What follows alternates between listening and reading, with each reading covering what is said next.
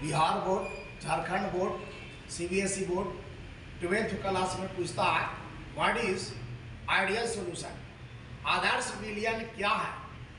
तो वैसा विलयन जो रॉल्ड के नियम का पालन करता है लेकिन इसके इंथैल्पी और आयतन में परिवर्तन नहीं होता है, तो उसे आदर्श विलयन कहते हैं। वैसा विलयन जो सभी ताप एवं सांद्रण पर रॉल्ड के नियम का पालन करता है लेकिन इसके आयतन और इंथैल्पी में परिवर्तन नहीं होता है, उसे आदर्श विलयन आइडियल सॉल्यूशन कहते हैं। फिर सुनिएगा एक बार, वैसा विलयन जो सभी ताप एवं सांद्रण पर रॉल्ड के नियम का पालन करता है लेकिन इसके इंथैल्पी और आयतन में परिवर्तन नहीं होता है, उसे आदर्श विलयन कहते हैं। अंग्रेजी सुनिएगा, that solution which obeys the Raoult's law at all concentration and temperature,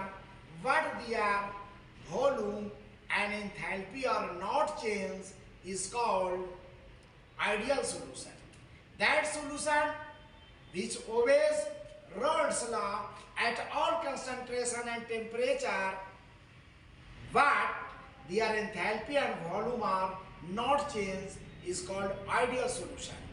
फिर सुनिएगा एक बार, हिंदी इंग्लिश में बोल रहे हैं। दैट सॉल्यूशन वैसा विलयन which obeys the Raoult's law जो रॉल्ड के नियम का पालन करता है at all concentration and temperature सभी ताप एवं सांद्रण पर, what their volume and enthalpy are not change लेकिन उसका एंथैल्पी और आयतन में परिवर्तन नहीं होता है, इज कॉल्ड आइडियल सॉल्यूशन, उसे आदर्श विलयन कहते हैं।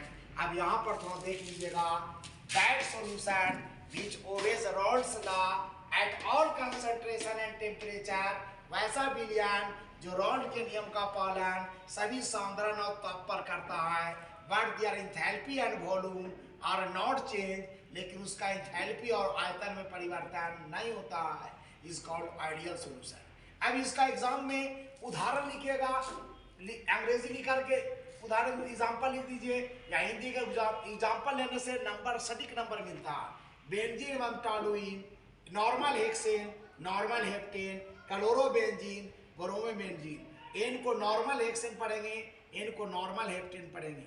उसी तरह से इसका विशेषता कैरेक्टरिस्टिक्स जो होता है, विशेषताएं जो होता है, पहला कहता है it obeys the Raoult's law, या रॉल्ड के नियम का पालन करता है। इट्स इंथैल्पी आर जीरो, इसका इंथैल्पी शून्य होता है यानी परिवर्तन नहीं होता है यानी जीरो हो गया।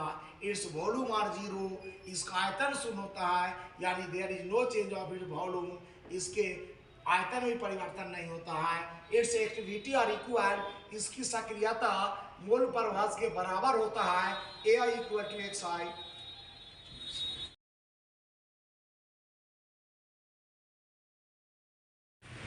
आजकल केमिस्ट्री में Bihar board, Jharkhand board, CBSE board आदि एग्जाम में पूछता है what is non ideal solution, अनादर्श विलयन क्या है। तो वैसा विलयन जो रॉल्ड के नियम का पालन नहीं करता है लेकिन उसके इंथैल्पी और आयतन में परिवर्तन होता है, उसे अनादर्श विलयन कहते हैं, नॉन आइडियल सॉल्यूशन कहते हैं। फिर सुनिए, वैसा विलयन जो रॉल्ड के नियम का पालन नहीं करता है लेकिन उसके एंथैल्पी और वॉल्यूम में आयतन में परिवर्तन होता है, उसे अनादर्श विलयन कहते हैं। अंग्रेजी सुनिएगा, that solution which does not obey the Raoult's law but their enthalpy and volume are change is called non ideal solution. That solution which does not obey the Raoult's law but their volume and enthalpy are change is called non ideal solution. कहता है कि that solution वैसा विलयन which does not obey the Raoult's law, जो रॉल्ड के नियम का पालन नहीं करता है, but their enthalpy और वॉल्यूम आर चेंज लेकिन उसके आयतन और एंथैल्पी में परिवर्तन होता है, is called non ideal solution, उसे नॉन आइडियल सॉल्यूशन कहते हैं। इसके बाद इसका एग्जाम्पल हम देंगे, एग्जाम में जरूरी एग्जाम्पल होता है एसीटोन CH2, एसीटोन और कार्बन डाइसल्फाइड, इथेनॉल और जाल, बेंजीन और मिथेनॉल, ये इसका एग्जाम्पल हो गया। अब इसको हम देखते हैं, इसका विशेषता जो हो गया, क्लासिफिकेशन जो हो गया, वो हो गया कि it does not deviated from rods law, या रॉड के नियम से विचलित नहीं होता है, या रॉड के नियम से विचलित नहीं होता है। इसके एंथैल्पी में परिवर्तन होता है, यानी कि एंथैल्पी परिवर्तन होता है, यानी कि मतलब delta mix not equal to 0 हो गया।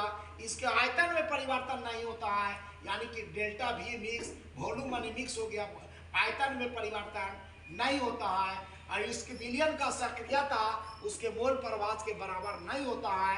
It's activity of solution does not equal to their mole fraction, AI not equal to XI। इसी तरह से आप इसको याद कीजिएगा। इसको